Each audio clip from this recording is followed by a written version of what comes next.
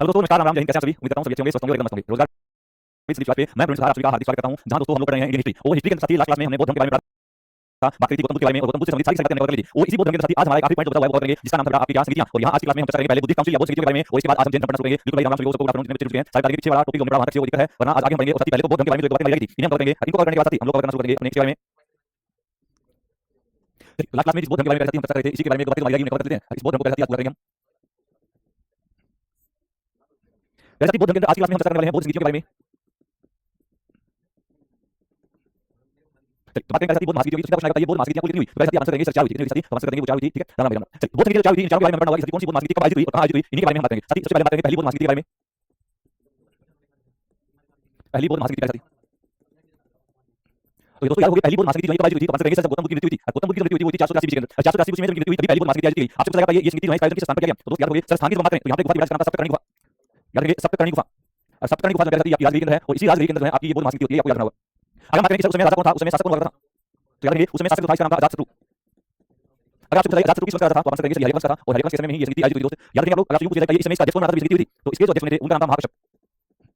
इसके अध्यक्ष थे महाकश्यप। और याद रखिए इसके अंदर सरकारी क्या किया गया, तो इसके अंदर कार्य हुआ था, इसमें 2 पीटक जोड़े गए, कितने पीटक जोड़े गए, 2 पीटक जोड़े गए। हमने पढ़ा बौद्ध धर्म के अंदर 3 पीटक, जिसमें से 2 पीटक जो है वो इसके अंदर जोड़े जाते हैं। 2 पीटक कौन से जोड़े गए, तो एक का नाम था सूत पीटक, और दूसरे का नाम था विनय पीटक। सूत पीटक और विनय पीटक जोड़े गए। सूत पीटक किसने लिखा था, तो आंसर करेंगे सर सूत पीटक जो है वो आनंद ने लिखा था, और यहाँ विनय पीटक कौन लिखा है, तो आंसर करेंगे सर युगाली लिखा। तो इन्हीं के द्वारा ये दोनों पीटक लिखे, और ये पहली बौद्ध महासंगति के अंदर जोड़े जाते हैं। ऐसा आपको याद रखना बहुत इंपॉर्टेंट है, जो एक्स्ट्रा बात करें तो मैं आपको बताऊं, ये आपके एग्जाम में 2 क्वेश्चन पूछ जाती है, आप रिवीजन पे पढ़िए तो वहां से आपको क्लियर हो जाएगा। ठीक है, अब बात करें साथ ही आपके इन्हीं के बारे में दूसरी बौद्ध महासंगति हम पढ़ेंगे, सेकंड बुद्धिस्ट काउंसिल की बात करेंगे। दूसरी बौद्ध महासंगति ऐसा दूसरी बौद्ध महासंगति के बारे में बात करेंगे, और दूसरी बौद्ध महासंगति जो है ये 100 साल बाद हुई थी। ये चीज उल्टी चलती इसलिए 383 BC। 383 BC के अंदर ये दूसरी बौद्ध महासंगति किस स्थान पर आयोजित हुई थी, तो आंसर करेंगे इसका स्थान था वैशाली। इसका स्थान कौन था, वैशाली। उस समय शासक कौन था, जैसा कि उस समय जो शासक हुआ करता था, शासक का नाम आपको बताएगा, तो आंसर करेंगे सर उस समय एक राजा था जिसका नाम था कालाशोक।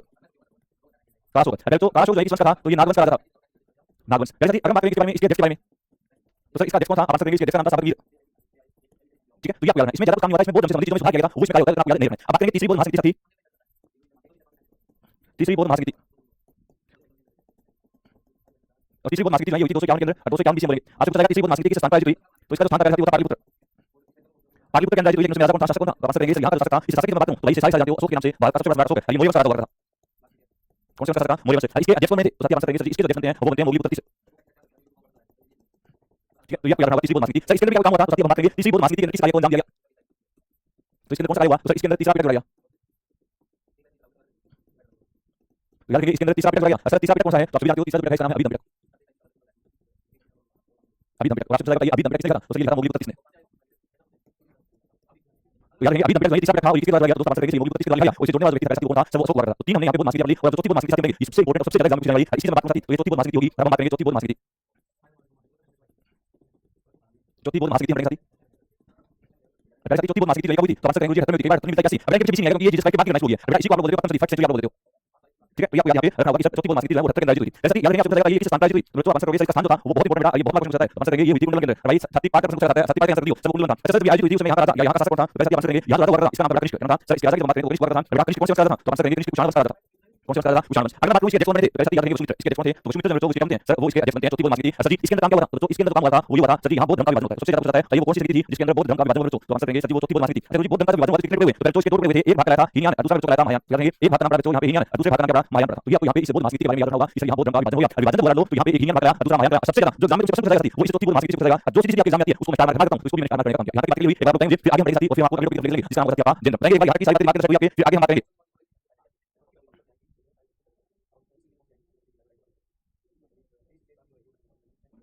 ये बताएंगे यहाँ तक की बातें हुई आपके, फिर हम आगे बात करेंगे दोस्तों, चीजों को समझेंगे जिनके बारे में आपको याद रखना होगा। बिल्कुल बिल्कुल प्रहलाद जेला बहुत मेरा थोड़ी सी सोचते हैं हीनयान के बारे में। सर ये हीनयान क्या होता है, इसके बारे में थोड़ा बुद्ध के बारे में बताओ। हीनयान की मैं बात करता हूं, याद रखिए ये गौतम बुद्ध को महापुरुष मानते थे। याद रखिए हीनयान जो था इसके अंदर क्या था, ये लोग जो थोड़ा हीनयान को मानने वाले ये गौतम बुद्ध को महापुरुष मानते थे। ये कहते थे भगवान नहीं है, ये महान पुरुष है, इसलिए याद रखना होगा इनके बारे में। दूसरा पॉइंट अगर बात करें तो याद रखिए हीनयान के अंदर ये बुद्ध की शिक्षाओं को कट्टरता से मानते थे, बुद्ध की शिक्षाओं को कट्टरता से मानते थे। तीसरा ये मूर्ति पूजा के अंदर विश्वास नहीं रखते थे, मूर्ति पूजा में विश्वास नहीं रखते थे, ये वो लोग थे। ठीक है सर जी कहां पाए जाते हैं, ये जाते हैं ये श्रीलंका के अंदर, ऐसे लोग श्रीलंका के अंदर, म्यांमार के अंदर और बेटा इंडोनेशिया के अंदर ये लोग आपको देखने मिलेंगे। ठीक है अब बात करते हैं महायान के बारे में। महायान कौन सा था, तो वैसे महायान की बात करूंगा आप याद महायान के अंदर क्या था, ये लोग ये जो है बुद्ध को भगवान मानते थे, बुद्ध को भगवान मानते थे। ठीक है दूसरा के बारे में बात करें याद रखिए ये जो लोग थे ये शिक्षाओं में बदलाव करके फॉलो करते थे, ये शिक्षाओं में बदलाव करते थे। ठीक है तीसरा ये जो लोग थे इनकी बात करें तो ये मूर्ति पूजा में विश्वास करते थे,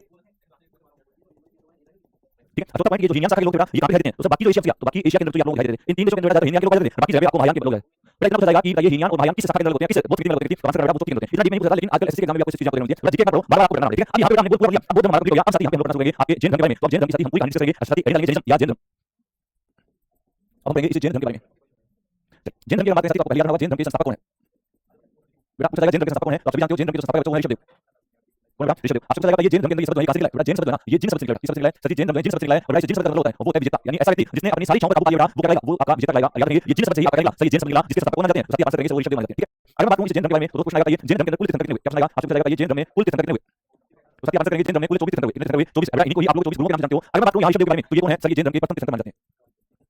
तो पहले तो ये जैन धर्म के पहले क्या माने जाते हैं, तीर्थंकर माने जाते हैं। अगर बात करें ऋषभदेव के बारे में तो याद रखिए इनका अन्य नाम क्या है, थोड़ा अन्य नाम की बात करें तो इन्हें आदिनाथ कहा जाता है, और एक निम्रा केसरी देव कहा जाता है। ठीक है, आदिनाथ और निम्रा केसरी देव इन्हें अलग नामों से जाना गया ऋषभदेव को। एक प्रश्न पूछा जाता है जैन धर्म किसके समकालीन था, तो याद रखिए सिंधु घाटी के समकालीन था। तो सिंधु घाटी के समकालीन कौन सा धर्म था, तो आंसर कर सकते हो सर वो यही हुआ करता था। ठीक है, तो आपको याद होगा इस सिंधु घाटी के समकालीन कौन सा हुआ करता था, सभी आंसर करेंगे सर वो हुआ करता था ये धर्म। तो आपको याद होगा इस सिंधु घाटी के समकालीन हमारा ये धर्म हुआ करता था, तो याद रखें। अब बात करते हैं इस बारे में, आपके इसी के बारे में साथी आपको एक पॉइंट याद रखेंगे, सर ये ऋषभदेव है, इस ऋषभदेव कितने बेटे थे, याद रखेंगे सर के दो बेटे हुआ करते थे। पहले अगर बात करें दो बेटे की तो दो बेटे कौन थे, तो आंसर करेंगे सर के एक बेटे की बात करें तो बेटे का नाम भरत हुआ करता था, क्या था, तो सर इनका एक बेटा इनका नाम भरत था, दूसरा जो था इसका नाम गोमटेश्वर था, क्या था, रोजी के दो बच्चे हुए, इसमें एक बेटे का नाम भरत था और एक का नाम गोमटेश्वर था। ये गोमटेश्वर था इसके अंदर कहा जाता है 200 हाथियों के नाम था, क्या था, इसके अंदर 200 हाथियों का बल था, और तो इसके अंदर 200 हाथियों का बल था, इसीलिए इस गोमटेश्वर को क्या कहा गया, तो सर इसे बाहुबली कहा गया। याद रखना सर ये गोमटेश्वर है, इसमें 200 हाथियों के साथ था, भाई जो था थोड़ा इसीलिए इसे बाहुबली कहा गया। बिल्कुल आपको यहां से क्वेश्चन मिलेगा, बस चीजों को अच्छे से पढ़िए, हाथी मिलेगी, जैन धर्म के संस्थापक मिलेगा, ऋषभदेव मिलेंगे, नाम मिलेंगे, नहीं मिलेंगे तो यहां से जरूर आपको क्वेश्चन मिलेंगे। ठीक है, अब ये गोमटेश्वर की बात करूं तो याद रखना सबसे ऊंची प्रतिमा कहां पे, गोमटेश्वर की सबसे ऊंची प्रतिमा थी, इनकी सबसे ऊंची प्रतिमा बेटा वो है श्रवण बेलगोला के अंदर। दोस्तों गुरुजी की सबसे ऊंची प्रतिमा वो श्रवण बेलगोला के अंदर, अगर सत्य श्रवण बेलगोला कहां पे है, गुरुजी कर्नाटक के अंदर बताया वो यहीं पे ही इनकी सबसे ऊंची प्रतिमा लगेगी। लेकिन आगे से भक्ति के बारे में बात करते हैं तो याद रखिए जैन मान्यताओं के अनुसार, पहले से याद रखोगे जैन मान्यताओं के अनुसार, जैन मान्यताओं के अनुसार इनके नाम पर देश का नाम भारत पड़ा। तो जैन धर्म के लोग ये मानते हैं कि इस भारत के नाम पर जो है अपने देश का नाम भारत पड़ा, ऐसा जैन धर्म के लोग मानते हैं। आपको याद रखना होगा, फिर ऐसा फिर हम बात करेंगे इस जैन धर्म के अंदर 24 तीर्थंकर हुए उनके बारे में हम लोग चर्चा करेंगे। बताइए सारे कितने हुए,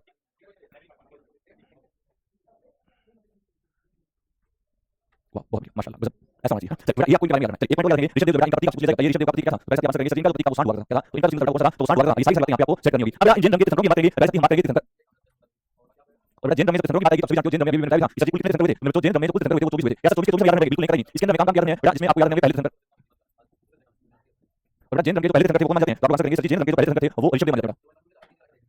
ठीक है, अगर बात करें जैन धर्म के दूसरे तीर्थंकर तो आप लोग कहेंगे क्या आपने जैन धर्म के दूसरे तीर्थंकर नहीं कभी, जैन धर्म के दूसरे तीर्थंकर माने जाते हैं वो आपके आंसर करेंगे वो है अजीतनाथ। तो जैन धर्म के तीसरे तीर्थंकर वो है संभवनाथ, बस नाम याद रखना है। अगर बात करें जैन धर्म के 21वें तीर्थंकर की तो इनका नाम था नेमी देव या नेम देवी, नेमी देव। अगर बात करें जैन धर्म के 22वें तीर्थंकर की इनका नाम था अरिष्ट नेमी। अगर बात करें जैन धर्म में 23वें तीर्थंकर, और जैन धर्म में जो 23वें तीर्थंकर साथी आपके माने जाते हैं बड़ा नाम इनका पार्श्वनाथ, और बेटा पार्श्वनाथ की बात याद रखेंगे जैन धर्म के अंतिम तीर्थंकर या जैन धर्म के 24वें तीर्थंकर, और इनका नाम था वो हुआ करता था महावीर स्वामी। ठीक है, तो ये आपके तीर्थंकर हैं जो आपको सीधे एग्जाम में देखने मिलेंगे, साथ ही इनके नाम आपको जरूर याद रखने मिलेंगे क्योंकि काम की चीजें ही हम आपको पढ़ाएंगे, तो ये आपको नाम याद रखने होंगे। साथ ही यहाँ पे हमें जो पढ़ना है उसमें एक तो सबसे ज्यादा डिटेल में देखना होता है इस व्यक्ति के बारे में जिसके बारे में हम ऑलरेडी चर्चा कर चुके हैं। अब हम बात करेंगे जैन धर्म के 23वें तीर्थंकर के बारे में जिनका नाम वो है पार्श्वनाथ। पार्श्वनाथ की बात करूँ ना तो आपको पता चलेगा ये पार्श्वनाथ जो है इनका प्रतीक क्या था, भाई इनका प्रतीक हुआ करता था वो एक सर्प था, तो सर्प को आप लोग बोलते हो सांप, क्या बोलते हो, तो गुरुजी वो सांप होता है, ये आपको याद रखना। अगर बात करें इनके बारे में याद रखिए पार्श्वनाथ जो है इन्होंने क्या दिए, गुरुजी इन्होंने 4 महाभारत दिए, कितने महाभारत दिए, तो गुरुजी इन्होंने जैन धर्म में 4 महाभारत दिए। ये 4 महाभारत जो है ये कौन से, तो बात को पहला आप लोग याद रखोगे, पहला जो महाभारत था ना इसका नाम था वो था सत्य, दूसरा जो था वो था अहिंसा, तीसरा जो था वो था अस्तेय, कौन सा था अस्तेय, अगर जो था वो था अपरिग्रह। ये 4 महाभारत जो है वो इन्हीं पार्श्वनाथ के द्वारा इसमें दिए गए। ये क्या आपके बोल रहे हैं सर सत्य मतलब होता है, हमेशा सच बोलना चाहिए, क्या तुम लोग हमेशा सच बोलते हो, हमेशा सच बोलो। अहिंसा लड़ाई झगड़ा ना करना, तो अहिंसा होता है उसका मतलब लड़ाई झगड़ा ना करना, अस्तेय चोरी ना करना, और अपरिग्रह कौन सा होता है, अपरिग्रह मतलब होता है धन संचय ना करना, भाई फालतू का धन ना करो, थोड़ा धन संचय करना क्या होता है, तो सर वो अपना एपी करता है। क्या आप लोगों ने फालतू धन इकट्ठा रखा है, जरूरत से ज्यादा धन जो है ये भी तो करना बनता है, ऐसा ही माना करते हैं। इसीलिए उन्होंने कहा कि जितने धन से आपका काम चले बस आपका गुजारा हो जाए उतना धन को बाकी सब क्या कर दो। तो आप लोग क्या करेंगे भाई, घर में जितना भी धन है जितनी भी तुम किया जितनी भी हवेली है जो बैंक के लोगों ने रखी है वो सारी त्याग करके मैं लगा दे दो, मैं ताकि लोगों ने बांट के उनको लगा सकूं। ठीक है, लोगों को सारी ले लेना, लोग का बांट कर लोगों को लाइक में यूज करो, ठीक है। हां देख लीजिए जो रुपया की लाइन लगी भाई, ठीक है। तो ये आपको जानना होगा कि पार्श्वनाथ के बारे में अगर तो आपसे बताइए पार्श्वनाथ की मृत्यु कहाँ हुई थी, तो इनकी जो मृत्यु हुई ना वो इस समेत पर्वत, इनकी मृत्यु कहाँ हुई थी, वो समेत पर्वत, भाई समेत पर्वत कहां पे है, तो आंसर होगी वो झारखंड के अंदर, कहां पे है सर समेत पर्वत, ये झारखंड के अंदर है, और इसी समेत पर्वत पे इसकी मृत्यु हुई पार्श्वनाथ की। इनकी जो मृत्यु हुई, इनकी मृत्यु के 250 साल बाद महावीर स्वामी आए थे, इनकी मृत्यु के बाद, मृत्यु के 250 वर्ष पश्चात, मृत्यु के 250 वर्ष पश्चात महावीर स्वामी का जन्म हुआ। ठीक है, ये आपको याद रखना। अब महावीर सबसे काम की चीज है वही महावीर स्वामी है, तो इस महावीर स्वामी को तो समझना होगा। तो अब हम यहाँ पे पढ़ना शुरू करेंगे इस महावीर स्वामी के बारे में, सारी बातें इस महावीर स्वामी के बारे में हम बात करेंगे। अगर बात करें महावीर स्वामी के जन्म के बारे में तो इनका जो जन्म है वो 540 बीसी के अंदर हुआ था, और 540 बीसी के अंदर जन्म जो है वो विशाली में हुआ था, और विशाली के अंदर कहां पे एक जगह है जिसका नाम है कुंडग्राम, पहले कुंडग्राम के अंदर जो है वो महावीर स्वामी जन्मे थे। अगर बात करें इनके बचपन के बारे में तो इनका बचपन का नाम क्या था, सर इनके बचपन का नाम हुआ करता था बहुत सारे महावीर स्वामी, बहुत काम करती है भाई, सारी अगर जानते हैं नाम कौन आ गया ये बता दिए, बोला जैन धर्म की बात लगी, जैन धर्म का बताओगे तुमने लगा महाभारत पढ़ा है भाई, तो सारा साधन था देंगे। बच्चों के बचपन का नाम जो था वो वर्तमान था। आपसे पूछा जाएगा इनके पिता के बारे में, और इनके पिता जो थे इनका नाम सिद्धार्थ था, सिद्धार्थ सिद्धार्थ जो है स्कूल के थे, तो आंसर करेंगे गुरुजी ज्ञाति के कुल से थे। इसके बाद इनकी माता के बारे में पूछा जाएगा, इनकी माता का नाम था वो था त्रिशला। और ये त्रिशला कौन थी? तो सर ये लिच्छवी चेटक की बहन थी। लिच्छवी राज्य के चेटक की बहन। ठीक है। अगर हम बात करें इनके बारे में, इनकी पत्नी के बारे में, तो भाई की पत्नी जो थी उसका नाम था यशोदा। यशोदा भाई कौन सी वंश की थी? भाई ये थी कुलियन वंश की। तो भाई इसका गोत्र था कुलियन गोत्र था, कुलियन गोत्र की ये हुआ थी। याद रखेंगे आप लोग इनकी पुत्री के बारे में। और इनकी पुत्री भाई की पुत्री का नाम क्या था? आंसर करेंगे सर जी की पुत्री का नाम अनुजा था। और बेटा इस अनुजा को ही प्रियदर्शनी कहा जाता है। क्या कहता है? प्रियदर्शनी। आपसे पूछा जाता है ये इनके दामाद के बारे में। तो इनका दामाद था, इसका नाम था जमाली। कौन सी? जमाली। याद रखना ये सारी बेसिक की बातें, बेसिक बातें उनसे पूछेगा। तो बचपन में भगवान का या पिता का नाम सिद्धार्थ था, माता का नाम त्रिशला था, पत्नी का नाम यशोदा। भाई याद रखना कुलियन गोत्र की बेटी, पुत्री का नाम अनुजा, जिसे प्रियदर्शनी बताया। दामाद का नाम वो जमाली हुआ था। ये सारी बातें दिमाग में सेट करनी होगी। अब बात करेंगे इनके भाई के बारे में। तो याद रखना इनके भाई का नाम क्या था? सारे जी इनके एक भाई भी थे। तो इनके भाई की बात करूं ना तो नाम लगाऊंगा। तो इनके भाई का नाम आपसे पूछे, आंसर करेंगे गुरुजी इनके भाई का नाम था नंदीवर्धन। ठीक है। तो ये बात आपको यहां से करनी है इस महावीर के बारे में। अब इस महावीर को ज्ञान प्राप्त होगा, ज्ञान प्राप्ति वाली समझेंगे। तो याद रखिए इन्होंने 30 वर्ष की उम्र में 30 वर्ष की उम्र में अपने बड़े भाई से आगे लेकर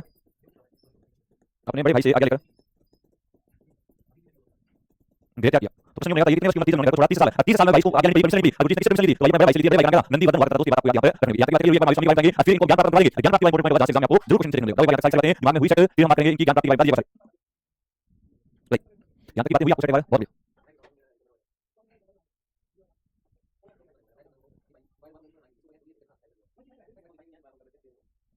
जी बोलिए। तो अब इन्होंने घर छोड़ दिया। घर छोड़ने के बाद इन्हें साथ जाएगा, तो इनके साथ बाइबल लेके चलेंगे। और याद रखेंगे ये 6 वर्ष तक 6 वर्ष तक मछली को साल के साथ रहे।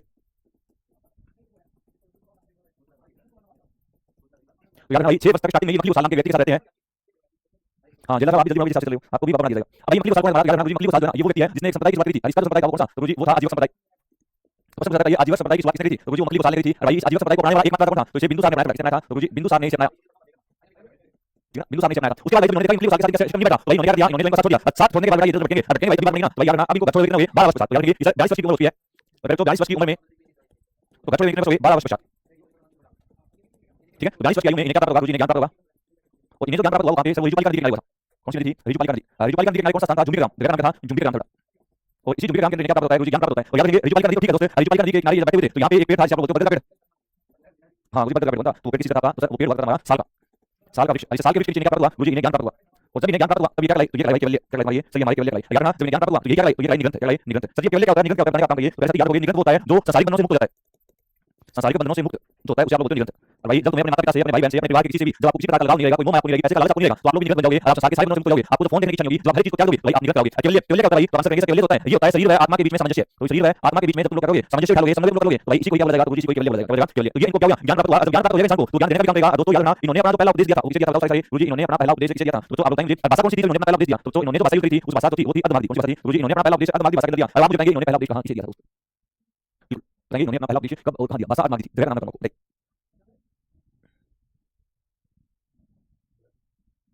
सर इन्होंने अपना पहला उपदेश दामाद को दिया था।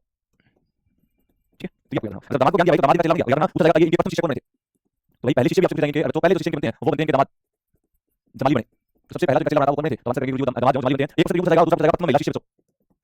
प्रथम महिला शिष्य और पहली महिला शिष्य है वो बनी थी चांदना, जिसे कई बार चंपा के नाम से आप लोग जानोगे। तो चंदा ही चंपा थी, यही जो इनकी पहली महिला शिष्य बनती है। अगर बात करें इनके बारे में इसके आपके महावीर स्वामी तो याद रखिए इन्होंने उपदेश देने के लिए सबसे पहली बार अधमार्गी भाषा का प्रयोग किया। लेकिन बाद में इन्होंने जो है कौन सी भाषा को अपनाया? सर बाद में इन्होंने प्राकृत भाषा को अपनाया। बाद में इन्होंने प्राकृत भाषा को अपनाया और इस प्राकृत भाषा के अंदर इन्होंने उपदेश देना शुरू कर दिया ताकि लोगों को आसानी से समझ में आए। और इन्होंने जो है 11 ग्रंथों को नियुक्त किया। इन्होंने अपने धर्म का प्रचार करने के लिए 11 लोगों की टीम बनाई और 11 ग्रंथों को नियुक्त किया। भाई जब इन्होंने 11 ग्रंथों को नियुक्त किया तो भाई इन 11 ग्रंथों में एक ग्रंथ जिनका बाकी सारे जो है वो मर जाते हैं। 11 ग्रंथों को नियुक्त किया इसमें से 10 की मृत्यु हुई और इसके अंदर एक जो है वो जीवित बचता है। और जो जीवित बचा वो काम करके होगा पूछा जाएगा ये इसके अंदर जो जीवित बचा उसका नाम क्या था? तो दोस्त इसका नाम था आर्य सुदर्मन। क्या नाम? तो आंसर करेंगे गुरुजी व्यक्ति का नाम था वो आर्य सुदर्मन हुआ था। ये वो ग्रंथ था जो जीवित बचा था। कौन सा जीवित था?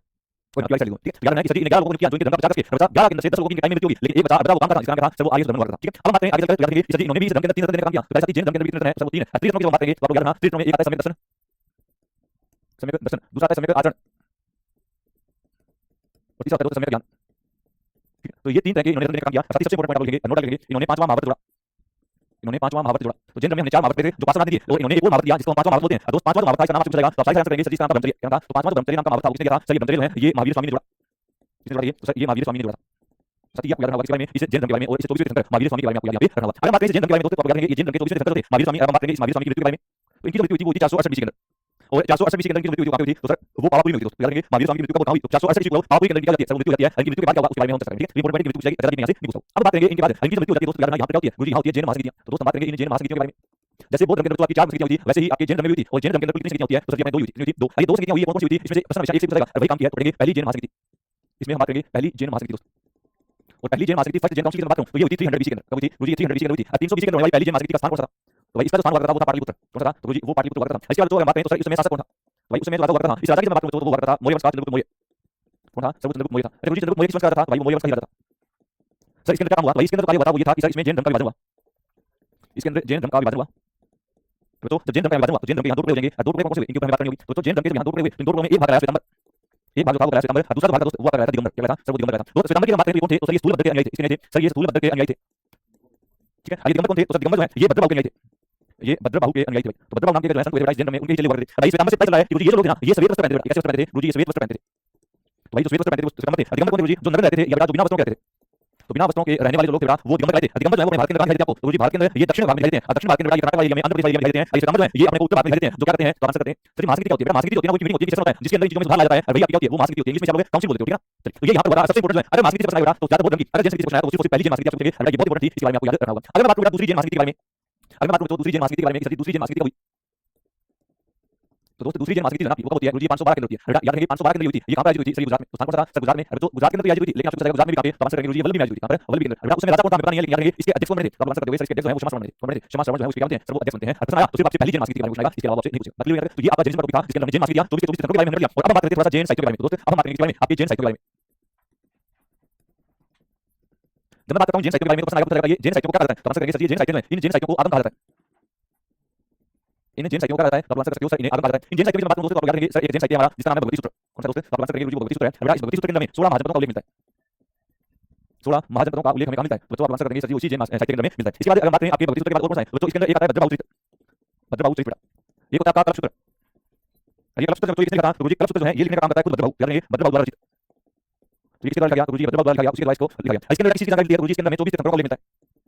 तो 24 तीर्थंकर इनके बारे में जो उल्लेख मिलता है तो वो वहां पे सब कल्प सूत्र के अंदर। इसी के अंदर बात करें तो एक और जैन साहित्य याद रखते हो। पहला भगवती सूत्र है, दूसरा भद्रबाहु है, तीसरा आपका कल्प सूत्र है, चौथा आपको याद रखते हो कथाकोश। कथाकोश तो ये सारे जैन साहित्य हैं। इसमें प्रश्न करना वो ये जैन साहित्य को क्या कहता है? तो सारे साहित्य आंसर करेंगे सर इसे आगम कहा जाता है। याद रखते हो तो आंसर करेंगे सर इसे आगम कहा जाता है। ये बात आपको जैन साहित्य के बारे में याद यहाँ पे रखनी होगी। यहाँ जैन साहित्य भी आपका हो गया और जैन धर्म का अध्याय भी आपका हो गया। तो जैन धर्म के अंदर किसी को दिक्कत है आप बताएंगे, किसी प्रकार की कोई समस्या जो इस टॉपिक से आपको है तो आप बताएंगे, वरना फिर हम बात करेंगे राइज ऑफ मगध एम्पायर और मगध एम्पायर के बारे में हम चर्चा करेंगे।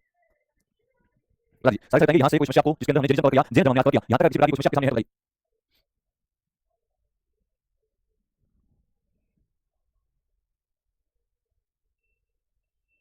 बहुत कल की क्लास में हम चर्चा करेंगे आपके मगध साम्राज्य के बारे में। मगध साम्राज्य के बारे में पढ़ेंगे जो 16 महाजनपद थे। इन 16 महाजनपदों में सबसे शक्तिशाली महाजनपद के बारे में हम चर्चा करेंगे जिसका नाम है ताजकीर्ति नाथ नदी। इसके अंदर आने वाले एक वंश पर चर्चा करेंगे और यहाँ पे आपको हम इसके अंदर के बारे में पढ़ेंगे कि विदेशी आक्रमण जो यूनान से आकर बाद में आक्रमण करेगा उसके बारे में हम लोग चर्चा करेंगे। ठीक है, अच्छे से नोट बनाइए, आपको पता है ये साथ में प्रीवियस चलते रहिए। आज की क्लास इतना ही, कल फिर मुलाकात होगी, तब तक के लिए रहें। जय हिंद, जय भारत।